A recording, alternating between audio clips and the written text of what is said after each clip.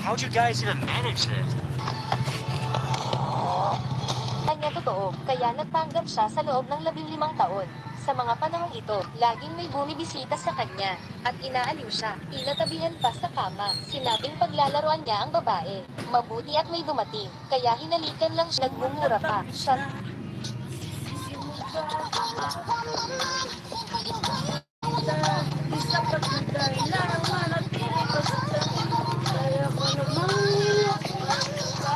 Naka-video ko lang.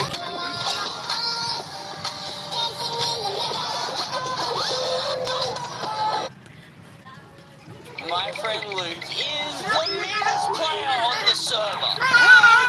Stop! Give it back, bro! I've worked Gab! so hard for this. I'm boo-hoo! Don't cry in the corner. It's my Ay, stuff. nakaharap ka mukha Give doon. me them diamonds, bro! See you later, loser! Luke, chill, bro!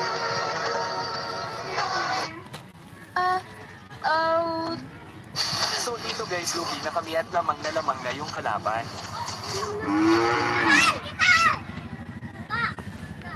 Ang espada ng general na ipinamala sa entablado ay isang mapanganib na bagay. Kaya agad niyong pinigilan ng babae CEO na magtaas ng presyo uli. Ngunit pinagtawanan ng pangalawang henerasyon ng mayayaman ang binatang may isyu sa utak. Sa pagdadaldal dito, hindi nagalit ang binata sa pagtingin sa sitwasyon. Sa halip, naglabas siya ng ilang papel na talisman para sa pangalawang henerasyon ng mayayaman. Sinasabi ito upang palayain ang masasamang espiritu. Pati na rin sinabihan siya na kung kinakailangan, maaari niyang ibenta ang isang piraso sa halagang 1 milyon. Ngunit pinagtawanan ng pangalawang henerasyon ng mayayaman ng binata dahil sa pagkaobseso sa pera. Pansinin mo ang lalaking ito. Nagpapanggap siyang baliw. Nakita ng babaeng CEO na may kakaibang lakas ang bata. Nasa bingit ng bangkarota ang kumpanya ng babaeng CEO. Para mailigtas ang pamilya, napilitan ng dalaga napakasalan ng isang mayamang lalaki na marunong lamang maglaro. Araw This is my Diyan. Alam mo lang. Lantayin mo! Ano lang ang uday? richest player on this server.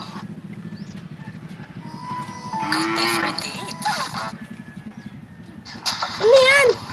Balas yan, may pakton! Tama! Ito po. Yan. Sinutok kasi ako niyan.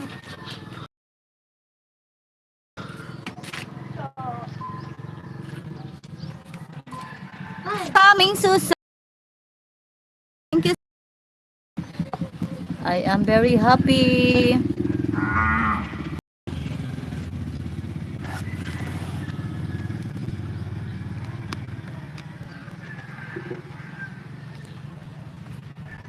Ay, puro naman na ano.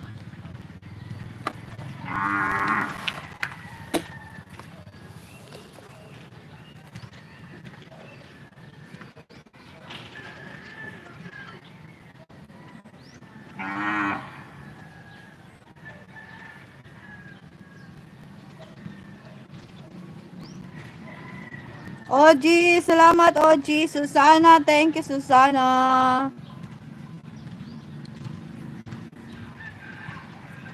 Thank you so much Susana. Thank you, thank you.